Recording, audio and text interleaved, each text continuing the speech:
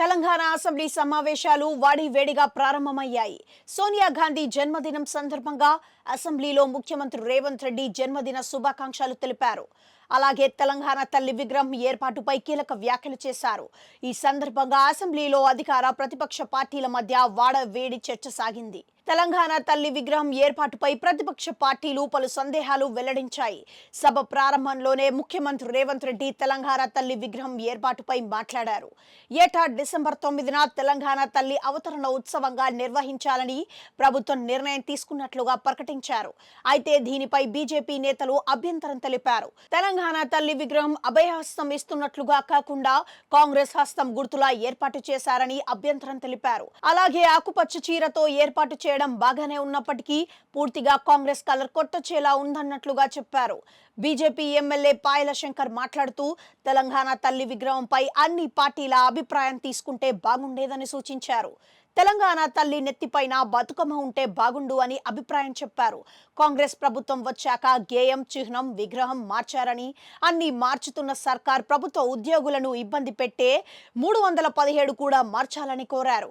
ఏదైనా మార్చే అధికారం మీకు ఉన్నదని, కానీ పెద్ద నిర్ణయాలు తీసుకునే ముందు అందరి అభిప్రాయాలు తీసుకోవాలని సూచించారు. దీనిపై మంత్రి పొన్నం ప్రభాకర్ కౌంటర్ ఇచ్చారు. గత 10 ఏళ్లుగా తెలంగాణ తల్లి గత పాలకుల ఎందుకు తీసుకురాలేదని ప్రశ్నించారు. గత పాలకులు తెలంగాణ తల్లి విగ్రహాన్ని తీసుకొచ్చే ముందు అన్ని పార్టీల అభిప్రాయం ఏమైనా తీసుకుందా అని ప్రశ్నించారు. 10 ఏళ్లుగా ఉద్యోగులు ఇబ్బందులు పడుతున్నారని, కాంగ్రెస్ ప్రభుత్వం రాగానే ఒక్కొక్కటిగా పరిష్కారం చేసుకుంటూ వస్తున్నామని తెలిపారు. భవిష్యత్తులో అన్ని జిల్లా కేంద్రాల్లో తెలంగాణ తల్లి విగ్రహం పెట్టాలని సూచించారు. ఇక కమ్యూనిస్టు నేత కూనంనేని సాంబశివరావు మాట్లాడుతూ ఆనాడు తెలంగాణ విగ్రహ ఆవిష్కరణకు అప్పటి ప్రతిపక్ష పార్టీలను కేసీఆర్ పిలిచారా అని నిలదీశారు. తెలంగాణ తల్లి విగ్రహం రూపకల్పనలో అన్ని పక్షాలను పరిగణలోకి తీసుకోవాల్సిన బాధ్యత ప్రభుత్వం మీద ఉందని, నాటి ఉద్యమ స్ఫూర్తి, పోరాట పటిమ అంశాలను పరిగణలోకి తీసుకోవాలని, కానీ అలా చేయలేదన్నారు. ఏడాది పాలనను రివ్యూ చేసుకోవాలని, అప్పుడు ఇప్పుడు ఒకేలా లేదని స్పష్టం చేశారు. కోమటిరెడ్డి వెంకటరెడ్డి స్పందిస్తూ బీఆర్ఎస్ నాయకులు అసెంబ్లీ బయట పిచ్చి వేషాలు వేస్తున్నారని హాట్ కామెంట్స్ చేశారు.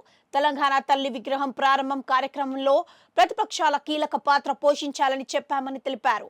కాంగ్రెస్ పార్టీలో తమ రాష్ట్రంలో ఏ పార్టీలోనూ తెలంగాణ పదం లేదని, తమ పార్టీని టీపీసీసీ అని అంటారని తెలిపారు. ఇక తెలంగాణ గురించి మాట్లాడే హక్కు బీఆర్ఎస్ పార్టీకి లేదన్నారు. కాగా ఈ ఒక్క రోజు రాజకీయాలు వద్దంటూ మంత్రి శ్రీధర్ బాబు వారికి అప్పీల్ చేశారు.